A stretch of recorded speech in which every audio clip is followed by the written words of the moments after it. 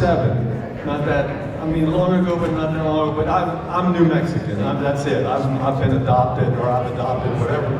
But one of the first people I met was Beverley, because I was working in National Park Service, and she came in as an architect. I was a project manager, and so I got to know her there. She was only there for a year or so, but we got to be pals, and that has sustained all these years. And so I've grown to respect her work so much. And when I called her to participate, I was thinking about this book that she wrote that's so important to the one aspect of the history of architecture in New Mexico. So with that, I'll have to turn it over to Beverley.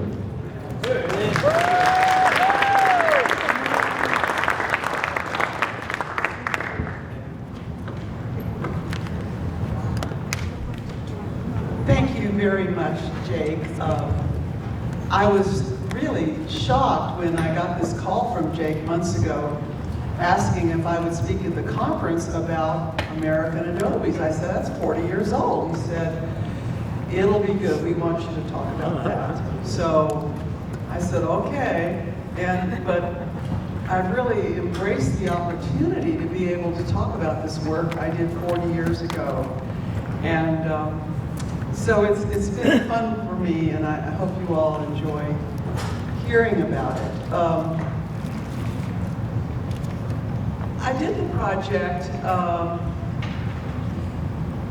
in the mid-'80s. I got to New Mexico in 1974, and you know, as an architect, and I was looking around, and I saw these houses in northern New Mexico that were not like anything I had ever seen before, and I really got very interested in them. And I would go up there and drive around and take pictures. And in 1983, I applied to the National Endowment for the Arts for a grant to study and do a project studying these adobes, because really nothing had been published or studied about them from what I could tell, not very much. So I received the grant, which was exciting. At that time, I was a self-employed architect, and so I could make room in my schedule a day or two a month just to take the whole day and go up there by myself and poke around in these northern Mexico communities and photograph these old houses. I went to 61 different communities in northern New Mexico. Some I couldn't even remember where they are now, but it was thrilling to go do this exploration. And having a grant from the National Endowment for the Arts kind of gave me license, kind of authorized what I was doing. So I would just go up and knock on doors of interesting looking houses, and if someone was there, I'd ask them about the house. Often they were abandoned or somebody was away at work during the day. And I would go back and photograph and make some notes about the house and go on. All of this was pre-digital age, so this was all film. And saying that, the pictures I'm going to show you today are scanned slides, so they're not perfect quality. Anyway, so I completed this study of these houses, and I also was studying a lot on my own, reading everything I could find that was applicable. Did a report for NEA, turned it in, and in thinking about this report, I thought, well, maybe it should be published. Maybe I could get it published. I went to UNM, and they said, yeah, we would like to publish it. They said, though, you should flesh it out a little bit.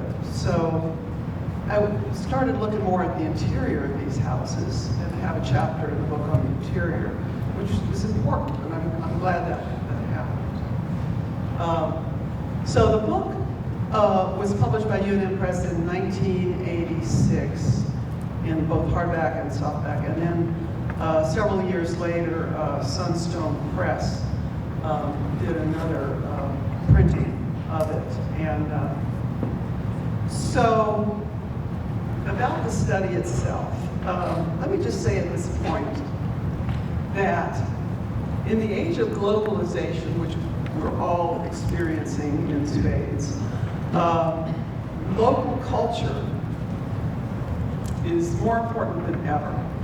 So 40 years hindsight on this project, somehow it seems even more important than it did then. Okay, so for 250 years, whoops, something's missing here. I'm gonna have to be more careful.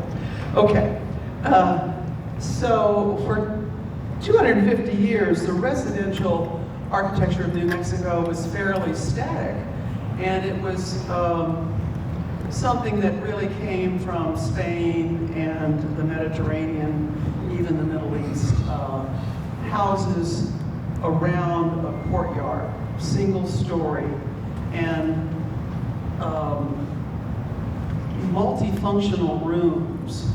They were rooms that could be slept in, and then the bedding would be rolled up during the day and used as sitting rooms. There was a lot of versatility. So these were multifunctional rooms, and all in a straight line. Sometimes, I mean, ideally, this is the sort of the penultimate form to form a plaza with portals, or some portals around the center. This is the Martinez house in Taos.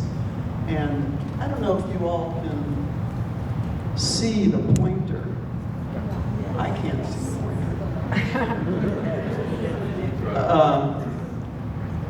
Oh yeah, there it is. Oh, so you see that, you know, this has some internal portals, a front placita, and then more of a utilitarian placita in the back. In northern New Mexico, which has really always been fairly poor, families couldn't afford a house this grand. They'd maybe have 2 or 3 rooms in a line, or maybe start an L, occasionally a U, and very rarely would a house achieve this placita form.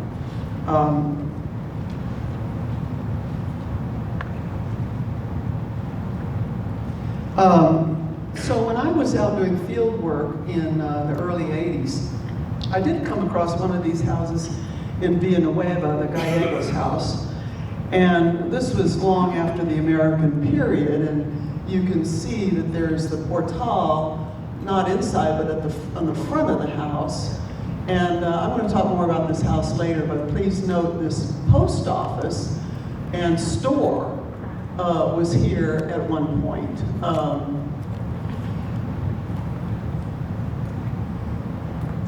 So after these 250 years of Spanish colonial adobes, then something dramatic happened in 1846. You all know this became part of the United States. It became a territory.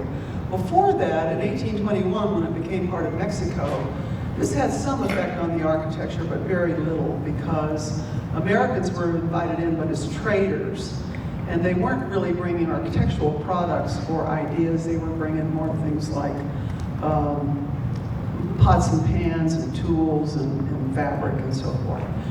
But after 1846, when this became part of the United States, at that point, it opened sort of a new era. It took a long time for this effect to be felt in the villages of northern New Mexico. Americans had to really occupy more of the territory and build sawmills and build some examples of American houses. I'm showing you here officers' quarters in Santa Fe at Fort Marcy, which is right downtown Santa Fe. And in some ways, I think these were the iconic American buildings that influenced style in northern New Mexico. And you can see here that this, I'm so sorry. What did I do here? Okay. These buttons are too close together. You can see this, it's a cross gable, kind of a type of a dormer in a sense. Basically, you know, a pitched roof, and this portal along the front of the house in milled lumber. And there's an important territorial doorway here. This is really sort of a rendition of Greek revival. And the officers, the commanding officer's house was a little more fancy with these gable dormers, which became very important in northern New Mexico.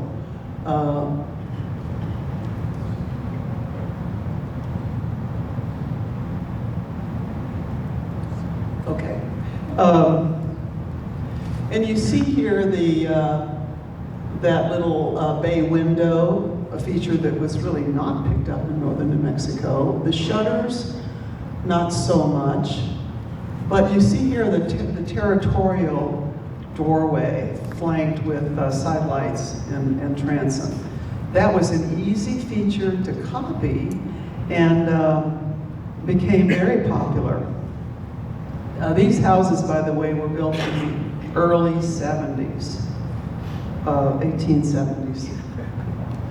So it was the effect of the Americans and the American style and pitched roofs and milled lumber had a slow effect in northern New Mexico because even though I think the rural New Mexicans love the idea of a pitched roof because of the problem of managing flat dirt roofs in rain and snow. But northern New Mexico is a barter economy, a rural agrarian economy, so they didn't really have the money to, you know, buy milled lumber and buy roofing material. In the early days, the earliest days, the roofing material could be boards or cedar shingles, but again, expensive. So the transition, the effect in northern New Mexico was slow, even though materials began to be available and, you know, there were samples of American-style buildings. A big difference happened when the railroad came because that made building materials much more available and less expensive. You know, the corrugated steel, which is now the common roofing material in northern New Mexico. But this example, and by the way, you can see up in the upper left-hand corner the location, and the dates up there are the date that the photograph was made, not the date of the building. So this San Miguel del Vado, in a way, like is one of the simplest examples of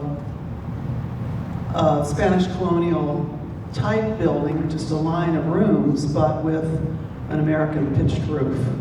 And also, you see the portal along the whole length of the front. And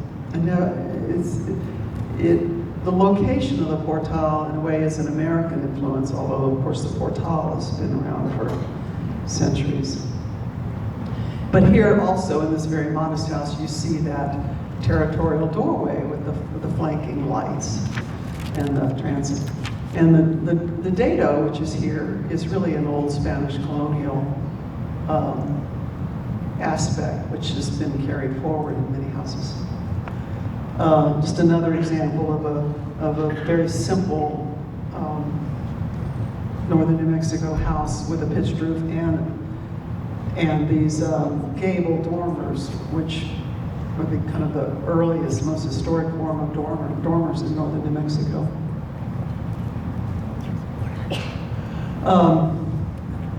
There are regional differences. If you really start looking, you can find regional differences in northern New Mexico, and I'm going to talk a little about that later. But this building in Cleveland it's a simple line of rooms, adobe, but it has the territorial door. And then the layout of this with the territorial door in the middle of the house, the symmetry of this and the two side flanking windows is very much from the Georgian American architecture, which was copied during the late 19th century. And because northern Mexico was fairly isolated and being a territory in those days, a lot of these influences lasted decades beyond the time when they were no longer in fashion in other parts of the United States. And by the way, this roof was added in the 70s, which explains that strange dormer configuration. In many cases, pitched roofs were added to existing flat-roofed adobes.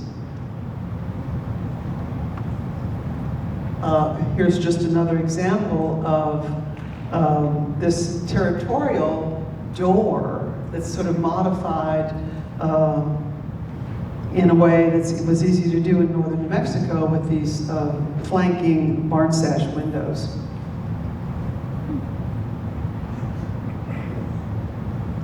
And that's another example of that.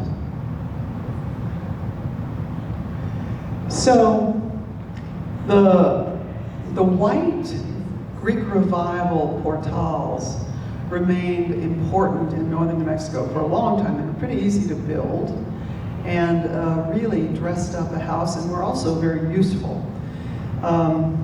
Later in the 19th and early 20th centuries, the brackets on the portals became an important decorative feature in northern New Mexico.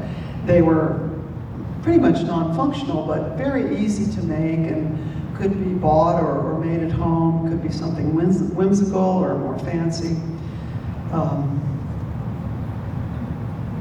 So I started looking at those because it was fun and just a characteristic detail. So here are some of the ones that I documented in the 80s.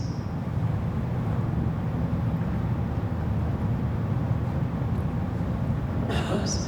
And then you see these throughout northern New Mexico, and here, this photograph really shows the sort of the fun and whimsical use of color, which I think once paint became available, pretty much after the railroad era, if you had wood trim outside, it was pretty inexpensive to paint it, and you could have a lot of fun with that and really help to make your house distinguished. An important point here is that these houses were, almost without exception, handmade by the occupants. Everyone in northern New Mexico knew how to make adobes, and they were able-bodied, or get their friends and relatives to help. They would make their own house. So there's a real personal quality to these houses. And dormers played a big part. Once people afforded a pitched roof, it wasn't difficult to include dormers. The oldest dormers are really the ones we saw in the officers' quarters, these gable dormers. But about the turn of the century, the American style of hip-roof houses and hip-roof dormers became known in New Mexico and was picked up in northern New Mexico in various places. So you see some examples of the hip roof there. So all of these styles are really characteristic of northern New Mexico. Here, the shed dormer is really the simplest to make and very practical, and we see a lot of those.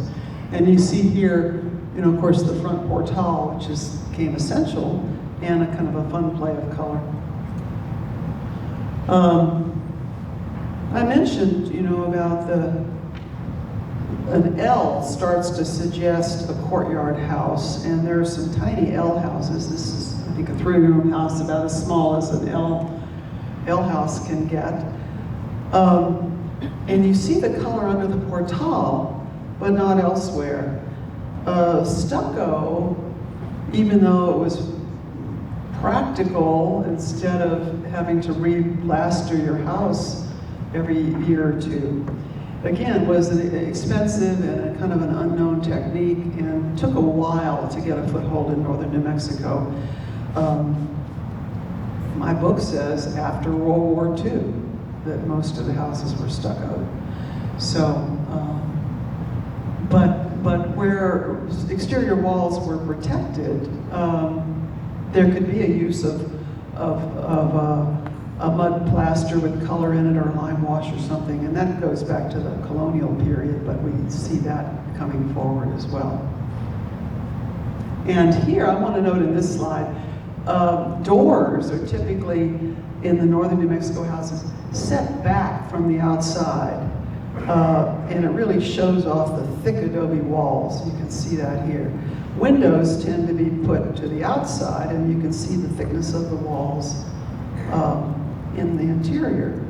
And following the American tradition, once there was milled lumber, typically these door and window openings were cased with wood, often splayed, and that becomes a very characteristic and beautiful feature of the northern New Mexico houses.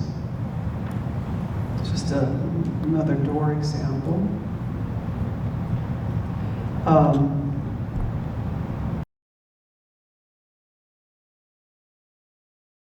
Pattern of color, this design, which really comes from Queen Anne architecture, which was done, in various places in the United States with wood shingles with various designs. But here it was picked up in northern New Mexico with red and green asphalt shingles to give the same effect. So something decorative and fun. I think you could see it better on this slide. The gable end there in Truchas. And I found one example, very in ruined condition, in the Mora area, that had that red and green patterning on the entire roof. So that was kind of a bold step. These houses being homemade, people would look around at what their neighbors were doing, or get some idea and then riff on it. There were few paved roads in northern New Mexico then, and these communities tended to be fairly isolated. And I found these sort of local themes in different areas of northern New Mexico, where somebody would copy a neighbor's idea or want to do something similar. So this Los Ojos house, I think was built with a pitched roof. This is, of course, after the railroad was here. And there was more wealth up in the Brazos, Los Ojos area, and some of the bigger, fancier houses can be found there of a fairly early date. But this house is an example of that, what I mentioned, these American houses with hipped roofs, 4 hipped faces, typically with a dormer on each face. And this style became popular in northern New Mexico. It's kind of a spin-off of the prairie style. Here's another example.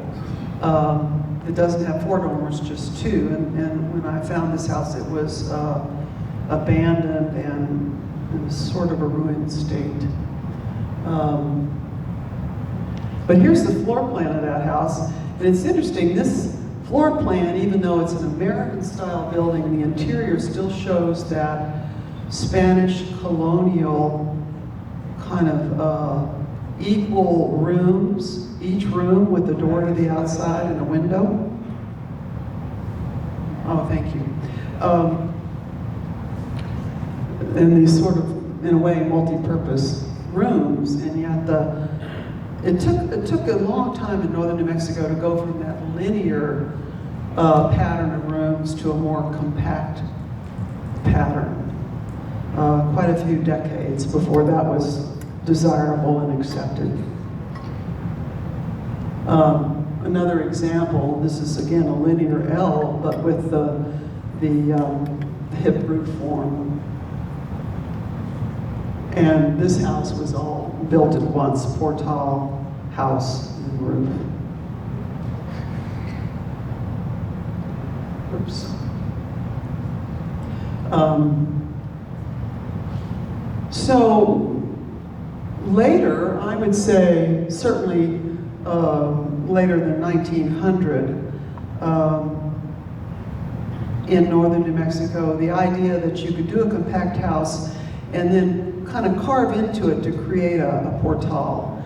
That was a fairly late idea, but this is an example of one of those kind of four-square prairie-style plans with a portal kind of carved out of that compact mass. And you can tell this is a much more recent rendition because it's a compact house. The pitch of the roof is fairly low, and it has kind of a carved out portal. In the book, these are portal styles that you find in northern New Mexico houses. The most classic are the shed portal and the drop portal. And then later we see that you can do the hip roof on the portal, or the integral portal happens sometime, but it's a little tricky because you start getting very low edge on the front of the portal.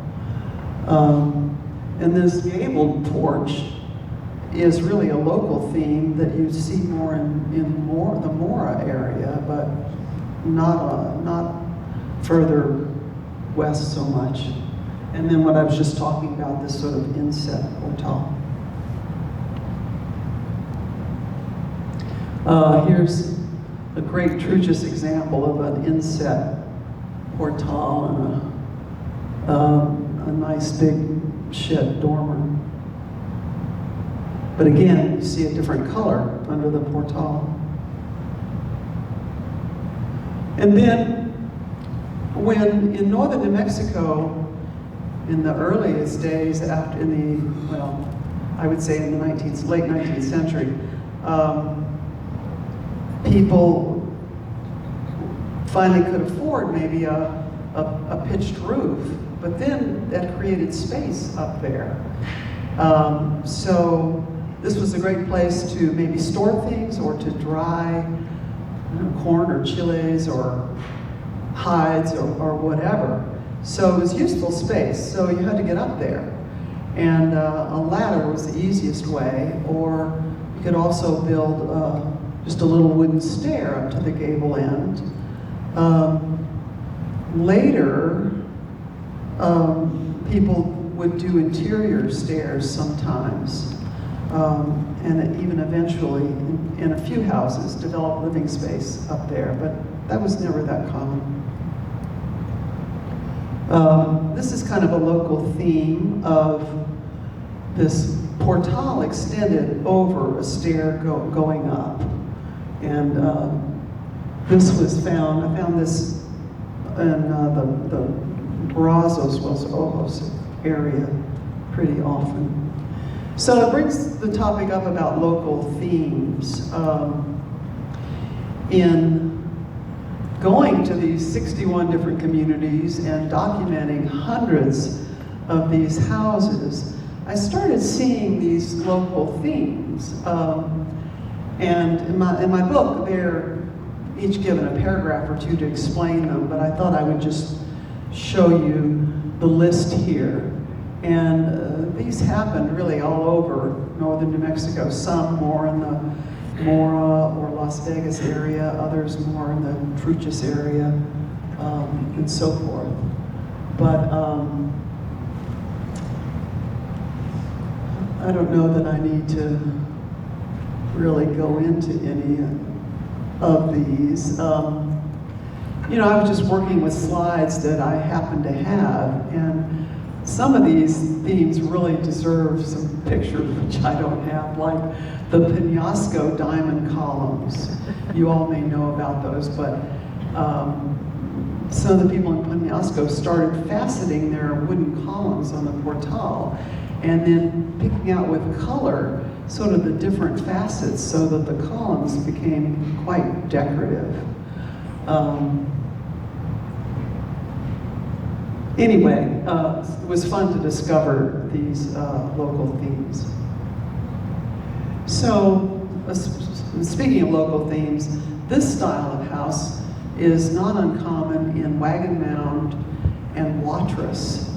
And I think it had, you know, this sort of American New England influence. 2 stories, a small house, but still 2 stories, habitable upstairs, and these wall dormers.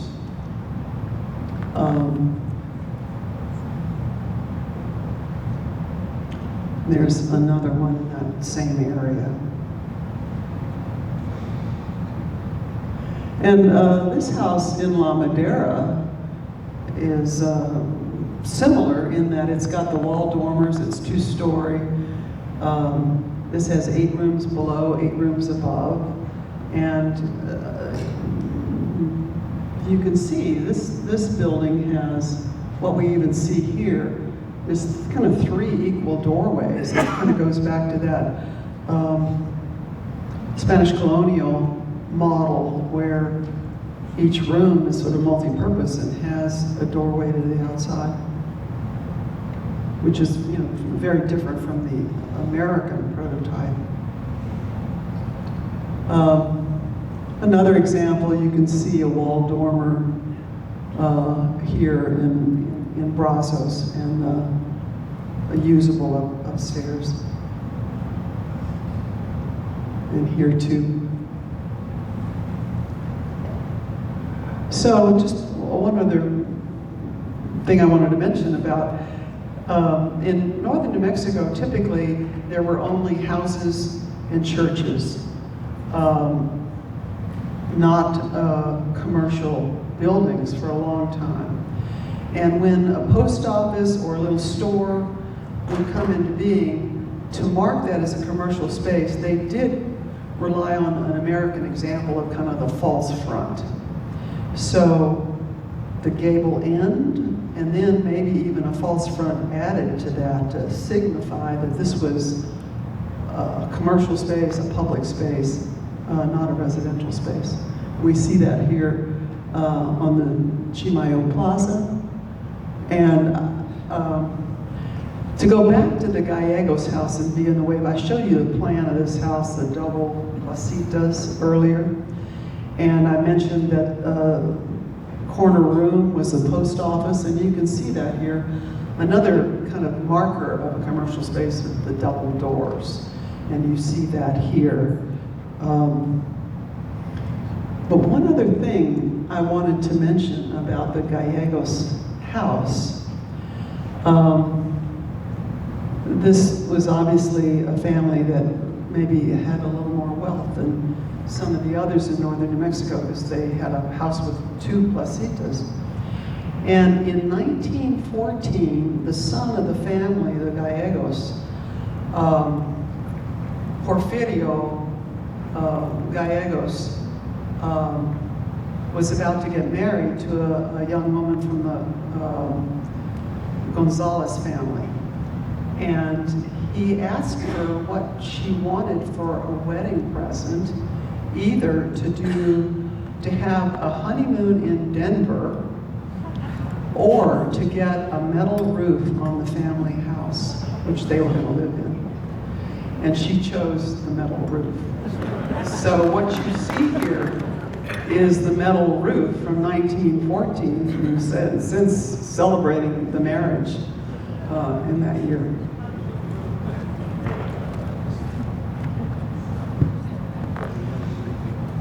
Okay, that's just another example of a northern New Mexico commercial building. So, in summary, I just want to point out how important this style is. There's nothing like it anyplace else in the United States or the world. It has not been given much attention. It's been very much upstaged by Spanish Pueblo Revival architecture, which happens in much more touristed areas like Santa Fe and Taos. And it was sort of picked up in ways that this style was not. But I think this style is something that is precious to New Mexico. And as I said, in these times of globalization, these houses are unique and valuable.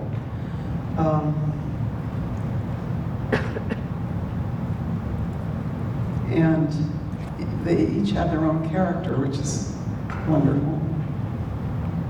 And they're going through changes. Of course, you know, a house is lived in, people maybe remodel in some way or do an addition or change something out. I mean, this is still a really handsome house in Truchas, but you can see that it's an old form of house, older house, you can tell by the tall walls.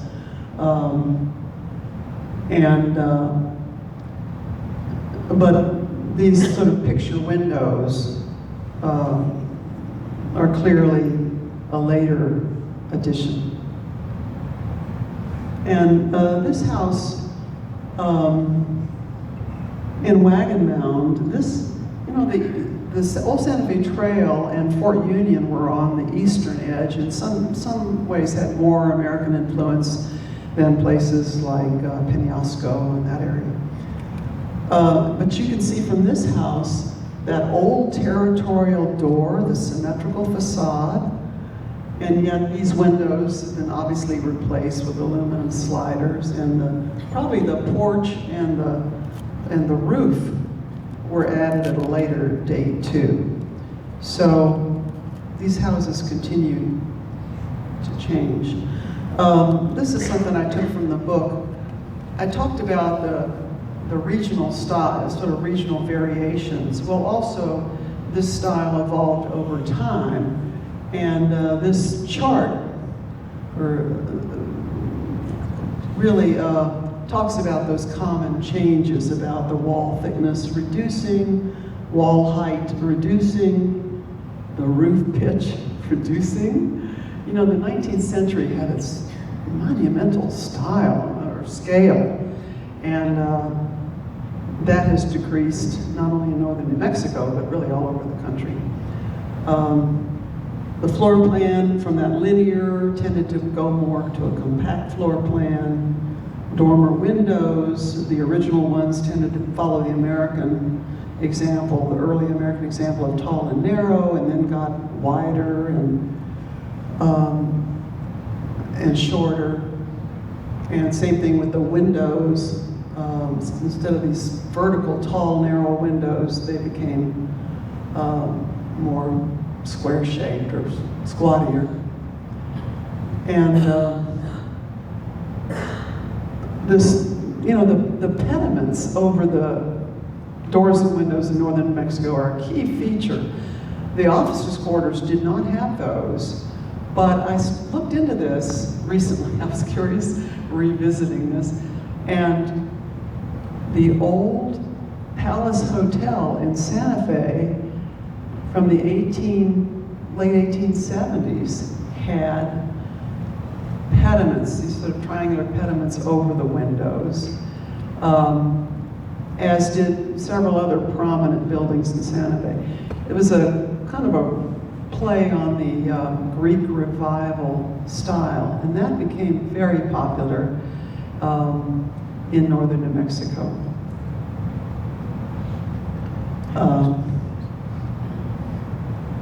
So each of these houses, you know, they have their own character. They tell their own story, but the whole collection of these houses is really something very remarkable that New Mexicans should be very proud of and protective of. Thank you very much.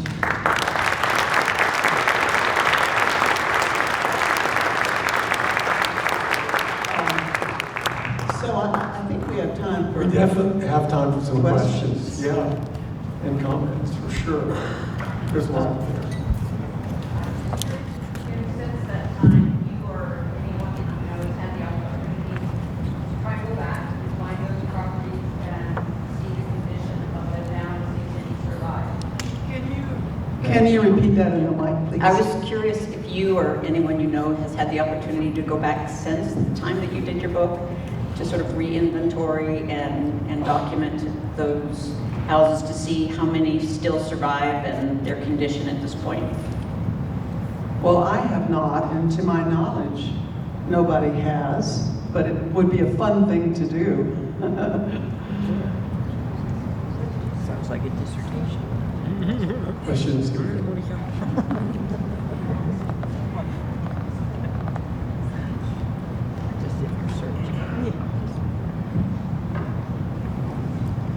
Hi, Beverley. Some of the houses that you showed had the adobe going up into the gable, and others had a wood frame gable that had shingles or boards or something on it.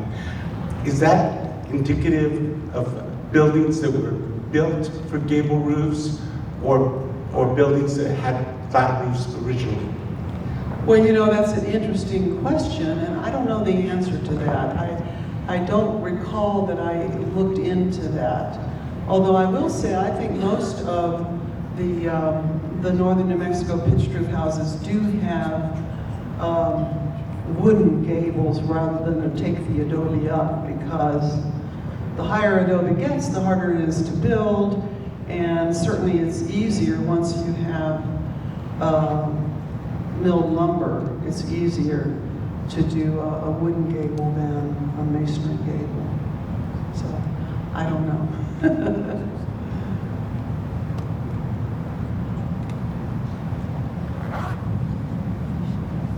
Thank you for the presentation. I have a question regarding trades and preservation itself. You mentioned that this is very unique and very authentic to New Mexico.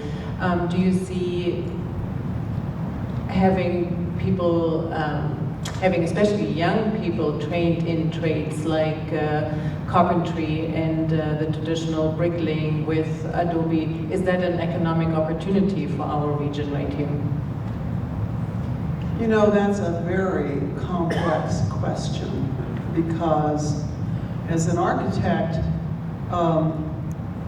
I've loved adobe for my whole career, but I haven't done that many new adobe buildings, because adobe is, if you're doing it commercially, it's expensive. If you're doing it from yourself, it's backbreaking work. And it doesn't meet code anymore. I had a client about 20 years ago in Tasuki that wanted an authentic construction, adobe construction, 2 feet thick, mud plastered inside and out, pitched roof. And this was a great project to work on. She's the only client I ever had that wanted that. We had to do 2 foot thick walls in order to meet the energy code at the time. And that was 20 years ago. We wouldn't have come as close now. And even then, the north wall, we had to do 2 white with styrofoam in between in order to meet the statistics. So, as fabulous as adobe is, and as important as it is to the history of New Mexico, it's hard to see a real, important, meaningful future for it, and there may be many of you in this room who would contest that, but that's sort of what I see. Although to take care of the adobes we have is extremely important. And in some cases, we could build new adobes, but there are difficulties.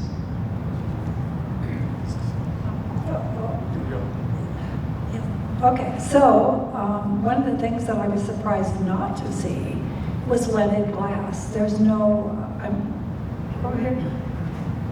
Oh, thank you. There was no leaded glass. For instance, those doors that have the small lights all around, I would think some of those would have been stained glass or leaded glass. There's none. So was that a fad that never came to northern New Mexico? I guess that would be what you would say. Even once pitched roofs became more common in northern New Mexico, and the long portals and whatever, most of these things were pretty simple, superficial things, just on the surface. And probably there were some samples of leaded glass or stained glass in Albuquerque or Santa Fe, but maybe not enough to really set a trend in northern New Mexico, and maybe these things were not that easily acquired for people in northern New Mexico. Well, they had some neat trims. What? Here comes the... If you look at Las Vegas and its Victorian houses and all its trim and gingerbread stuff, you would think they would have stained glass. I mean, to me, those things, especially if you look at like England, which has a lot of colored glass, but it just seems to have never gotten here. I mean, the opportunities seem abundant, but they're not there. So it's just an interesting. Well, people pick and choose kind of what they like, and then that gets passed on. It's like in the formation of the Spanish Pueblo revival style. There were other aspects in Pueblo architecture or Spanish colonial architecture that were not picked up and included in the style. I mean, people do pick and choose what they want. Beyond that, I don't know how to answer that. My question goes to the roofing on right here. Thank you. My husband has a family home that was started around 1863, and it was not a pitch roof to begin with. In pictures of 1907 or so, it was a roving photographer, and he took pictures of the family members sitting on the portal. But you can see the canales, and you can see the sloped roof. And then within a 4-block radius of where our home is at, there are some 2-story buildings.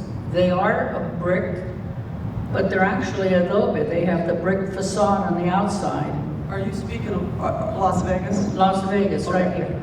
And so we purchased a couple of other homes that, again, they were not the pitch roof. Pitch didn't come in until after the 1900s. The homes were built around 1870, 1860. So the homes that you were showing us in those pictures, were they originally a pitch roof, or were they with the canales and the flat roof?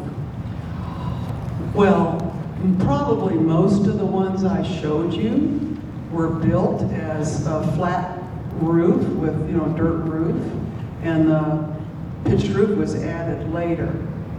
There are a few examples where the house was built with a pitched roof. And sometimes you can tell by looking. It's better if you can talk with, an occupant whose family built it to really know which is which.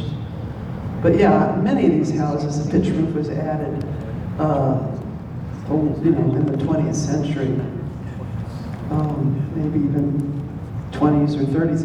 In the 1920s, a lot of northern New Mexico men were kind of entering the cash economy by leaving home for a few months to go work on the railroads, go work in sheep mining camps or mining operations or lumber operations, and bringing that cash home to northern New Mexico in which they could buy materials for a pitch roof or whatever.